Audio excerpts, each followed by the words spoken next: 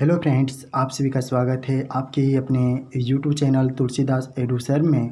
और आज हम इस वीडियो सेशन में क्लास 12th के भूगोल के वीवीआई ऑब्जेक्टिव क्वेश्चन का डिस्कस करने वाले हैं। इसलिए फ्रेंड, आप इस वीडियो सेशन में शुरू से अंत तक बने रहिएगा। इससे पहले फ्रेंड, आप मेरे यूट्यूब चैनल पर नए हैं तो आप मेरे यूट्यूब चैनल को सब्सक्राइब और बेल आइकन को प्रेस कर दीजिएगा, क्योंकि ऐसे ही और वीडियो का नोटिफिकेशन आपको सबसे पहले मिल सके। तो आज हम इस वीडियो सेशन को स्टार्ट करते हैं फर्स्ट प्रश्न से। और आपका फर्स्ट प्रश्न है, 2011 की जनगणना के अनुसार भारत की जनसंख्या है। तो बता दूं फ्रेंड, इस प्रश्न का राइट आंसर होगा ऑप्शन ए होगा 121 करोड़। ठीक है, फिर देखते हैं अगले प्रश्न को। और आपका प्रश्न संख्या 2 है, फ्रांस में मानव भूगोल की जन्मदाता है, यानी फ्रांस में मानव भूगोल की जन्मदाता किसे कहते हैं। तो बता दो फ्रेंड, इस प्रश्न का राइट आंसर होगा ऑप्शन बी होगा डिमांजिया। ठीक है, डिमांजिया जो है फ्रांस में मानव भूगोल की जन्मदाता कहा जाता है। नेक्स्ट प्रश्न है आपका, और प्रश्न संख्या 3 है, सबसे व्यस्तम समुद्री मार्ग हैं। तो बता दो फ्रेंड, इस प्रश्न का राइट आंसर होगा ऑप्शन सी होगा उत्तरी अटलांटिका। ठीक है, तो उत्तरी अटलांटिका जो है सबसे व्यस्त समुद्री मार्ग हैं।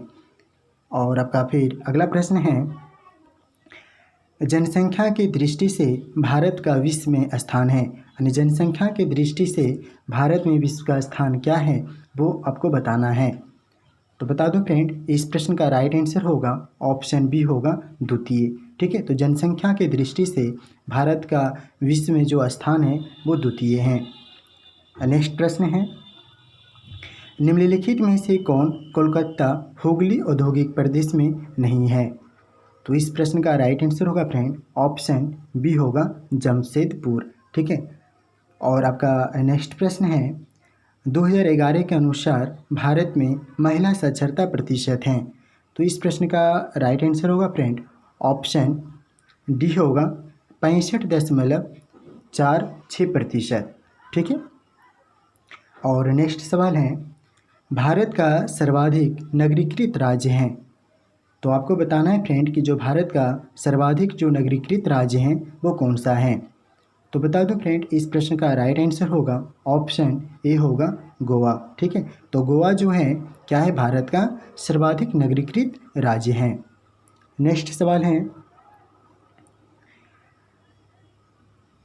डल्ली व राजहरा में कौन सा खनिज पाया जाता है, यानी डल्ली व राजहरा में कौन सा खनिज पाया जाता है।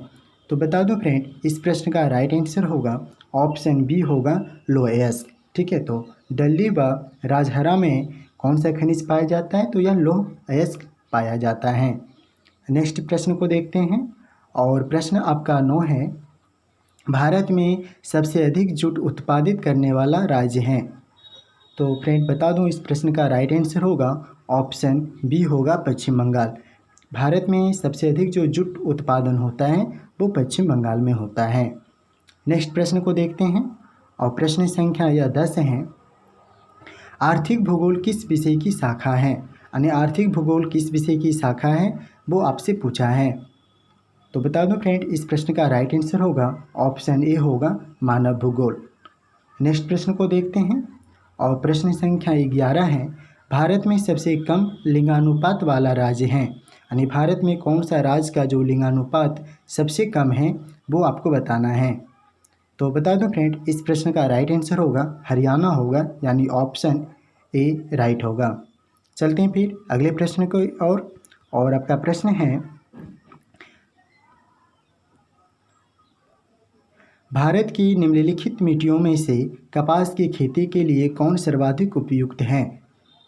तो फ्रेंड, इस प्रश्न का राइट आंसर होगा ऑप्शन ए होगा रेगुर मिट्टी। ठीक है, तो कपास की खेती के लिए सर्वाधिक जो उपयुक्त मिट्टी है वो रेगुर मिट्टी है, यानी काली मिट्टी को रेगुर मिट्टी भी कहा जाता है, आप इसे भी याद रखिएगा। नेक्स्ट प्रश्न है आपका, कृषि की दृष्टि से सबसे विकसित राज्य हैं। तो इस प्रश्न का ऑप्शन देखते हैं, आपके सामने ऑप्शन दिया गया है। तो इस प्रश्न का राइट आंसर बता दो फ्रेंड, ऑप्शन ए होगा यानी पंजाब। नेक्स्ट प्रश्न है आपका, भारत में सर्वाधिक जनसंख्या घनत्व वाला राज्य है?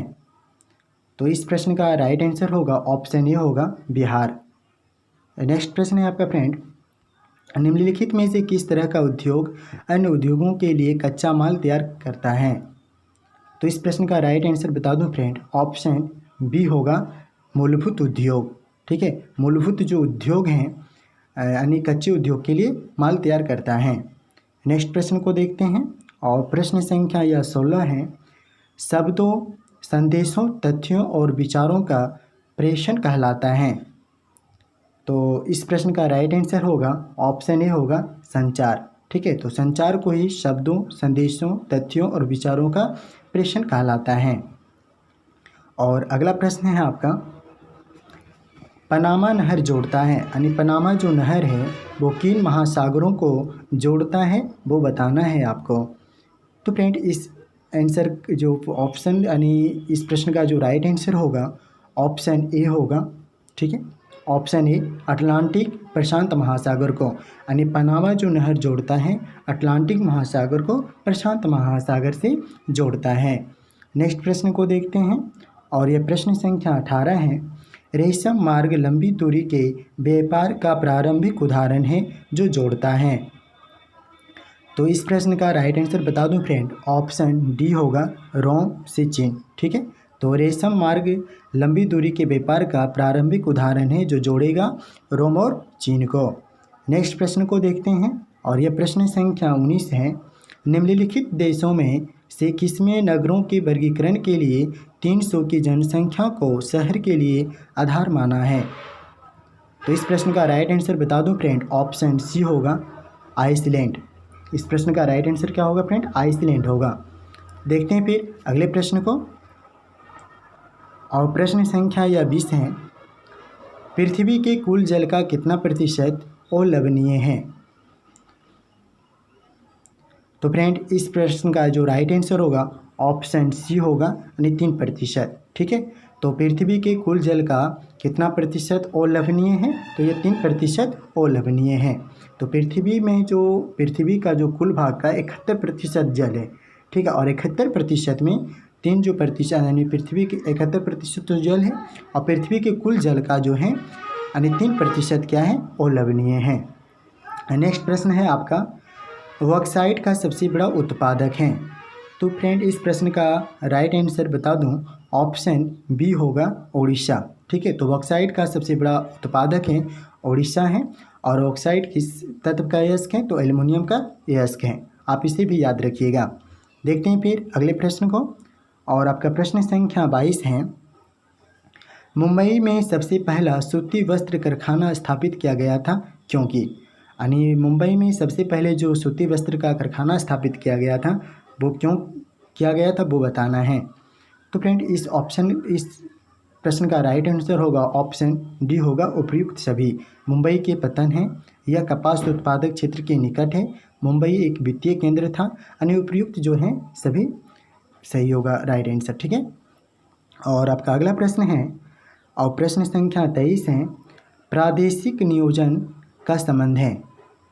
तो इस प्रश्न का राइट आंसर बता दो फ्रेंड, ऑप्शन बी होगा क्षेत्र विशेष के विकास से। ठीक है, तो प्रादेशिक नियोजन का जो संबंध है वो क्षेत्र विशेष के विकास से संबंधित है।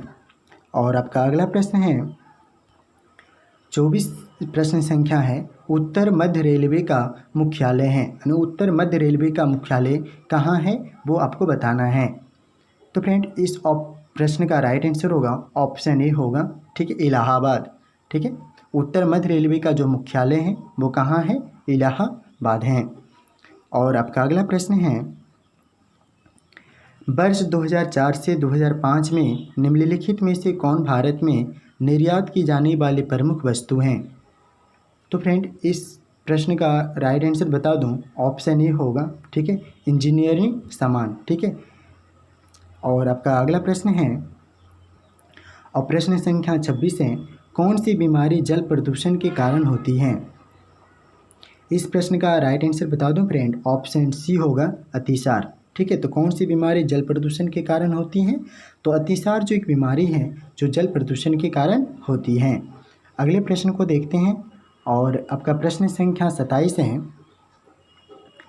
सिलिकॉन वैली प्रसिद्ध है, यानी सिलिकॉन जो वैली किस लिए प्रसिद्ध है, यानी किस उद्योग के लिए प्रसिद्ध है, वो आपसे पूछा है।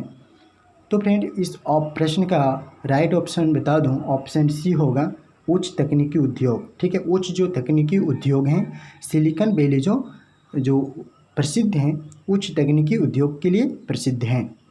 और आपका अगला प्रश्न है, हैदराबाद तथा सिकंदराबाद शहर को कहते हैं, यानी हैदराबाद तथा सिकंदराबाद शहर को क्या कहते हैं, जो आपको ऑप्शन दिया गया उनमें से बताना है। तो फ्रेंड इस प्रश्न का राइट आंसर बता दूं, ऑप्शन ए होगा, जुड़वा। ठीक है, तो हैदराबाद तथा सिकंदराबाद शहर को जुड़वा क्या कहा जाता है, शहर कहा जाता है। आप इसे याद रखिएगा। फ्रेंड जितने भी मैंने ऑब्जेक्टिव प्रश्न क्लास 12 के भूगोल के करवाए हैं, वो आपकी परीक्षा की दृष्टि से बहुत ही महत्वपूर्ण है। तो फ्रेंड मैं ऐसे ही इस यूट्यूब चैनल के माध्यम से वीडियो लाते रहता हूँ।